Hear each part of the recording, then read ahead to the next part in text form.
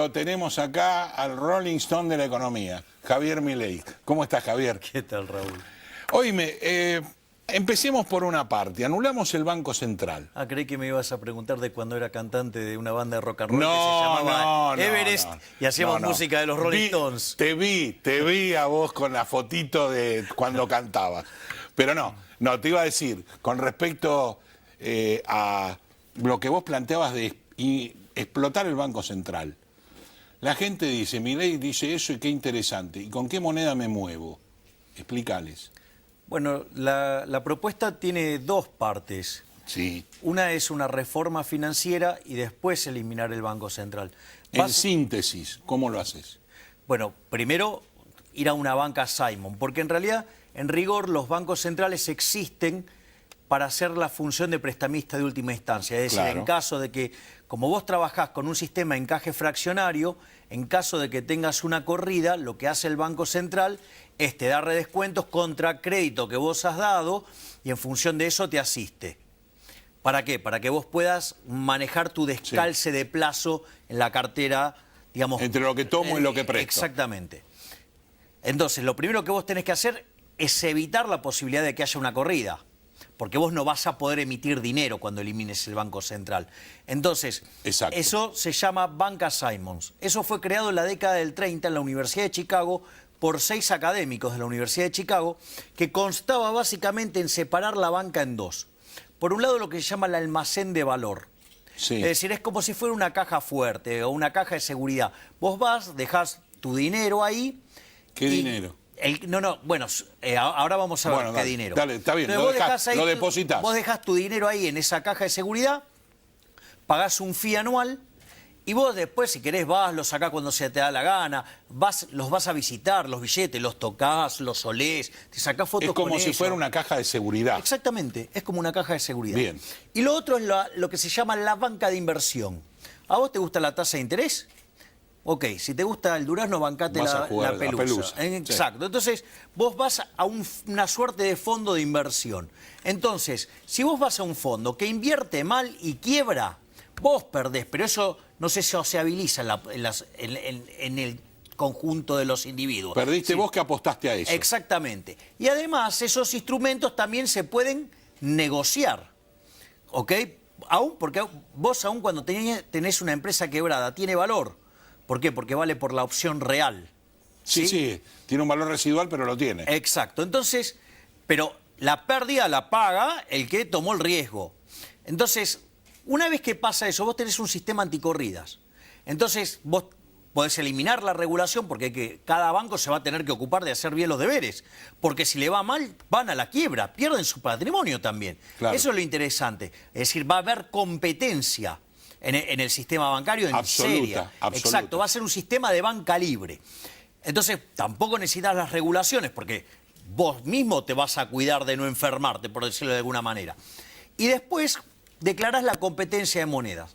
Lo que nosotros creemos con Giacomini y con Mariano Fernández es que a la luz de la historia el argentino ya eligió la moneda.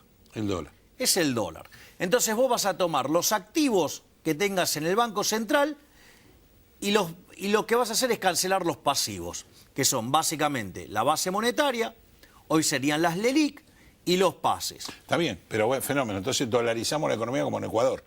No es como en el caso de Ecuador, porque Ecuador sigue teniendo una banca tradicional de encaje fraccionario. De acuerdo. O sea, igual, digamos, si vos te fijás en esos países donde están En los grandes valores estamos dolarizados. Pero tampoco dejan de tener corridas. Yo, digamos, me acuerdo cuando fui a Panamá, les preguntaba y decía, no, desde que dolarizamos no tuvimos más corridas. O sea, igual en el caso argentino, yo de vuelta voy por una banca Simon. ¿Por qué? Porque los políticos argentinos son unos ladrones. Entonces no descarto que en algún momento le no peguen... sea sutil, ¿eh? No sea sutil. Si tenés que decir que son ladrones, decir. Claro, le pegan una apretada a los bancos para que les presten forzosamente y después no te pagan, te defoltean, entonces vos no tenés con qué devolverle a tus depositantes. Entonces, el sistema tiene que estar absolutamente blindado. Y claramente, aquel que le presta al sector público es probable que la gente no quiera invertir en esos fondos. Bueno, que se la banquen. Digamos que Como tiene mayor riesgo. Y claro, obvio.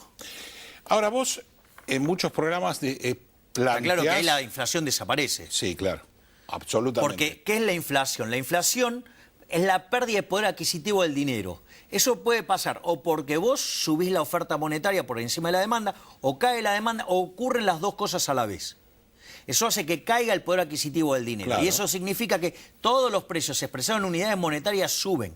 Fíjate que además hay una cuestión moral. Y te lo voy a explicar con un ejemplo bien básico. Suponete que nosotros tenemos una economía acá que hacemos todas transacciones en oro. Sí. Y sucede que yo me encuentro con un físico / alquimista que puede falsificar el oro. Es decir, que convierte el plástico en oro. Digo, sigue siendo plástico, pero nadie se da cuenta. ¿Qué pasa cuando yo genero ese plástico que es oro? Lo tiro a la economía. ¿Qué va a pasar? Baja el oro. Baja el precio del oro. Es decir, todos los precios expresados en unidades monetarias áureas suben. Ven mangas de brutos con Kicillof, Álvarez Agis y todos esos brutos a la cabeza, Banoli, Marcó del Pont, Culfas, todos esos burros. ¿Se dan cuenta que la inflación es siempre y en todo lugar un fenómeno monetario? Ahora, no hay duda. Pero quiero... Claro, en el ejemplo te das cuenta que es así. Ahora, ¿el punto cuál es? Que eso generó una redistribución del ingreso. Sí, claro. Entre los que pusieron oro genuino... Y vos. Y claro, y el estafador. Es decir, entonces la pregunta es... el político. Exacto. Entonces, ¿vos estás a favor de la estafa? No. Es decir, ¿estás a favor en robarle a la gente? Que eso es lo que hace el Banco Central. ¿Y el Banco Central para quién lo hace? Lo hace para los políticos. Claro. ¿Quién es el que gana? El que recibe primero el dinero. ¿Y quién es el primero que recibe el dinero? El político. Es decir, y el último que lo recibe es que el que pierde siempre. ¿Quién es? El trabajador. Y fíjate esto. Sí, el trabajador, pobre, la clase baja. Exactamente. Fíjate esto. El chiste de tener Banco Central a nosotros nos costó carísimo. Porque la inflación antes de que existiera el Banco Central... A ver, Argentina nació en 1860, podemos decir. Sí. Bueno, el Banco Central es de 1935. Hasta todo ese periodo la inflación fue 0,9%. Y llegamos a ser el primero del mundo. Y en 35 años fuimos el país más rico del mundo, la fuente Angus Madison. ¿Sí? Ahora, el Banco Central aparece en 1935. Los primeros 10 años fue mixto. Mitad privada, mitad público. ¿Qué es lo interesante de todo esto? La inflación saltó al 6%. Después lo nacionalizamos. Y tuvimos Banco Central Nacional y Popular. En realidad deberíamos haberlo cerrado en 1975 y no lo cerramos, porque lo creamos por 40 años. En ese periodo, hasta 1991, que fue el repudio de la moneda, la inflación promedio fue 225%. Le quitamos 13,0 a la moneda, tuvimos 2 hiperinflaciones sin guerra. Después vino la convertibilidad. Tuvimos 9% de inflación promedio, pero se concentró toda en el primer año y medio.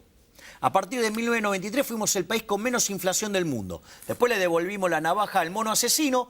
En los primeros 4 años del régimen K, la inflación promedio fue 10, después 20, después 30 y nada. Y ahora estamos a final abierto. Puede pasar cualquier cosa. Entonces, la realidad... Vayamos a lo que vos escribís. Vayamos a lo que vos escribís. Vos has escrito 4 libros prácticamente con plan económico adaptado de acuerdo a las burradas que hacen los políticos. Exactamente. Mejorándolo y diciendo la salida está por acá. Pero vos en la mayoría de los programas decís que no tenemos salida. No. ¿Y por qué no tenemos salida? Porque la salida que nosotros proponemos es no compatible con los incentivos de la política. La propuesta que, por ejemplo, nosotros en Libertad, sí, con Giacomini proponemos hacer una reforma del Estado. En esa reforma del Estado proponemos bajar el gasto público 15 puntos, el PBI, el gasto público consolidado, nación, provincia, municipio. Ejemplo, queremos eliminar transferencias discrecionales... Sin desempleo. Exacto, sin echar a nadie. Sin desempleo. Proponemos, por ejemplo, eliminar las transferencias discrecionales de nación a provincia y provincia a municipio. Ah, claro, la guita que usan para tratar de torcer un resultado electoral. Proponemos eliminar la obra pública de Cuajo yendo al sistema de iniciativa privada a la chilena. Imagínate a los chorros de los políticos que no le pasen la guita de la obra pública en esas porosas manos que tienen ellos, que son un colador, o sea, atajan menos que Clemente. ¿Sí? El arquero sin mano vendría a ser. O sea, nosotros también, ¿qué proponemos? Eliminar de cuajo los subsidios económicos, redefiniendo el total de los contratos, o sea, modificando no solo la tarifa, sino el plazo de concesión, el programa de inversión, la política de... Lo que da el Estado a las distintas empresas para explotar. Exacto. Que muchos de ellos están terminados hace muchos años y que no se tocaron. Pero viste que ese pasamano es fantástico. Para el político siempre se le queda algo en el bolso. Entonces, la otra cosa que tenés que hacer inexorablemente, en los 3 primeros puntos que te describí recién, que serían para los 2 primeros años de gobierno, son 10 puntos el PBI, ¿eh? No es un chiste. Y después tenés que hacer la reforma del sistema previsional. El sistema previsional está quebrado. Está quebrado. Sí, tiene 3% de déficit y va camino a mucho más. Mucho más. Entonces, y es explosivo en el tiempo. Vos tenés que hacer varias cosas. Claro, por la longevidad. Claro. Entonces, el primer punto que vos tenés es la fórmula. La fórmula delirante que hizo Cristina Fernández de Kirchner hacía que, aun cuando el salario real bajaba, la fórmula seguía subiendo. Una estupidez, digo, propia de ni un mono haría algo tan así. O sea, porque sería ofender a la capacidad intelectual de un mono. Ahora, este gobierno que se está yendo lo quiso arreglar. Sí, entonces intentó arreglar la fórmula. Pero ¿qué pasa? En lugar de usarlo para recapitalizar el sistema, lo usó para financiar el socialismo cloacal de la Evita Amarilla, que ni así le alcanzó para ganar. No le alcanzó. Eso por un lado. Claro, pero viste, ella tan comprometida socialmente, cuando le tuvo que meter la mano en el bolsillo de los jubilados para gastarla a ella, ahí se acabó el compromiso. El socialismo, se acabó el socialismo. Claro, se acabó el socialismo. Después, es como todo socialista, viste que el socialista no quiere... me toques a mí. El socialismo quiere compartamos lo tuyo. O sea, quiere todo lo tuyo menos tu trabajo. Claro. Viste, porque si hay algo que ellos le tienen alergia es al trabajo y al agua. O sea, ahora, al margen de eso, lamentablemente el sistema está quebrado por la irresponsabilidad de Cristina Fernández de Kirchner de duplicar la cantidad de jubilados prácticamente, con jubilados que no hicieron aporte. Siendo un sistema de reparto, lo quebró.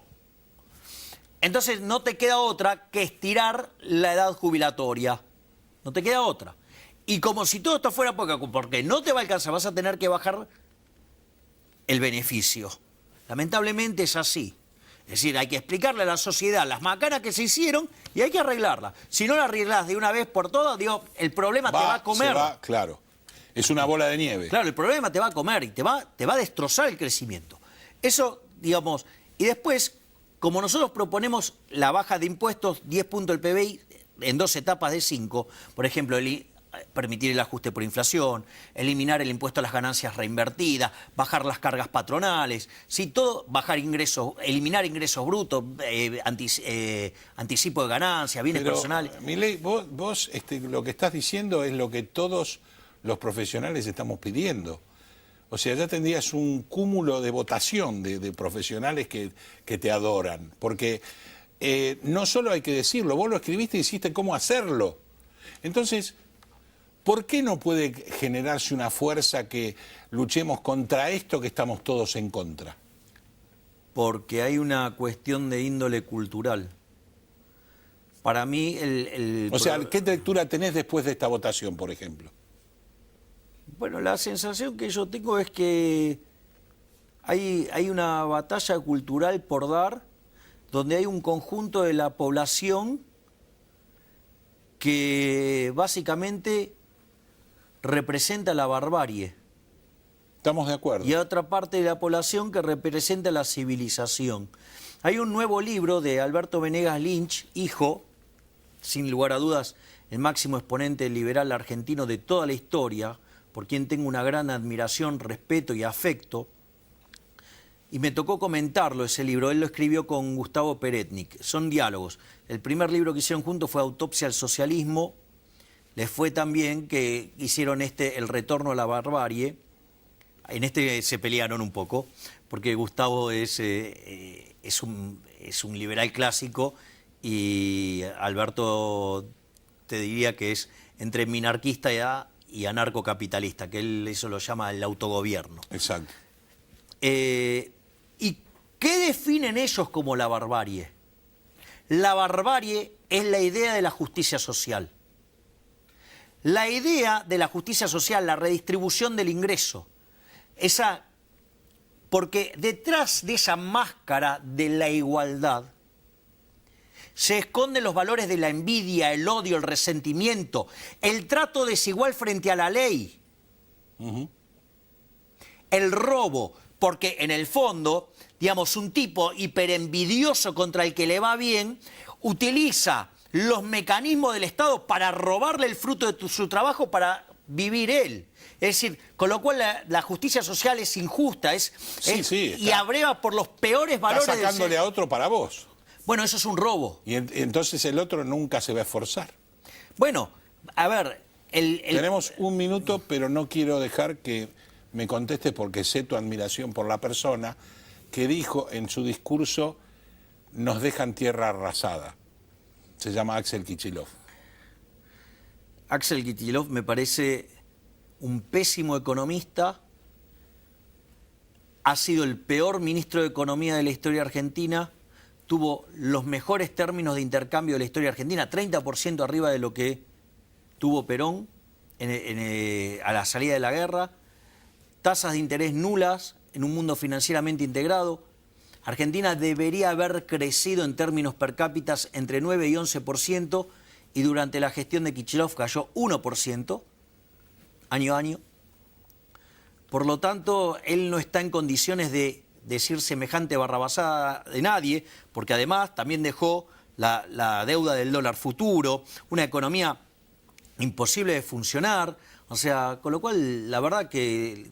¿De qué se sorprende? Es cierto, digo, que este ha sido un gobierno de inútiles, que ha hecho todo mal, pero justamente, no porque, digamos, hizo cosas muy distintas a las que él hacía. Si este fue un gobierno de keynesianos, es decir, Marcos Peña, cuando tuvo que elegir entre Melconian, que le proponía ajustar, y el chanta de Prat Guy, que le dijo, esto no acá no hay que ajustar, esto hay que gastar. ¿Y qué hizo? Hizo el Fondo de Reparación Histórica. ¿Para qué? Claro, para levantar la propensión marginal a consumir. ¿Y dónde terminamos? En el Fondo Monetario Internacional. Y en la deuda más grande de la historia. Sin lugar a dudas. Gracias, Javier, como siempre, por venir a Economía Ahora. Vos sabés lo que te aprecio y además porque seguís acertando. Qué macana. Seguís acertando. Entonces vamos camino a la peor crisis de la historia argentina. Default con alto riesgo de hiperinflación. Hiperinflación. Gracias como siempre, y un saludo a Diego.